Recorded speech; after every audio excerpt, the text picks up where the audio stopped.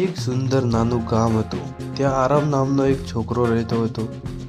આરવને બગીચામાં રમવાનું ખૂબ ગમતું હતું. એક દિવસ તે બગીચામાં રમી રહ્યો હતો ત્યારે તેને જોયું કે એક સુંદર સુનેરી રંગનું પતંગિયું કરોળિયાના જાળમાં ફસાઈ ગયું હતું. પતંગિયું બહાર નીકળવા માટે પંખો ફફડાવી રહ્યું હતું પણ નીકળી શકતું ન હતું. આરવે તેના પર દયા આવી અને તેને ડર્યા વગર ધીમેથી જાળું તોડ્યું અને પતંગિયાને આઝાદ કર્યું. પતંગિયું ખૂબ ખુશ થઈ ગયું અને ઉડીને આરવના ખભા પર બેસી ગયું.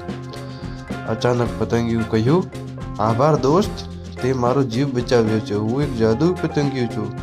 માંગ, તારે શું જોઈએ છે? આરવ તો નવાઈ પામી ગયો. તેને વિચાર્યું અને કહ્યું, મારે એક ઢગલાબંધ ચોકલેટ અને રમકડા જોઈએ છે. પતંગિયાએ પોતાની પાંખો ફફડાવી અને જોતામાં ત્યાં ચોકલેટ અને રમકડાનો ઢગલો થઈ ગયો. આરવ ખૂબ ખુશ થઈ ગયો. પણ થોડીવાર પછી આરવે જોયું કે બાજુમાં તેનો મિત્ર રાજુ ઉદાસ બેઠો હતો. રાજુ પાસે રમવા માટે કોઈ રમકડા નહોતા. આરવે વિચાર્યું અને પોતાની અડધી ચોકલેટ અને થોડાક રમકડા રાજુને આપી દીધા. રાજુના ચહેરા પર સ્મિત જોઈને આરવને ચોકલેટ ખાવા કરતાં પણ વધારે ખુશી થઈ. પતંગિયું આ જોઈને બોલ્યું, આરવ, તે સાબિત કર્યું કે તું માત્ર બહાદુર જ નહીં પણ દયાળુ પણ છે. બોધ, બીજાની મદદ કરવામાં અને વહેંચીને ખાવામાં જ સાચી ખુશી છે. મિત્રો, જો આ વિડીયો પસંદ આવ્યો તો વિડીયોને લાઇક કરજો અને ચેનલને સબસ્ક્રાઈબ કરવા ના ભૂલતા.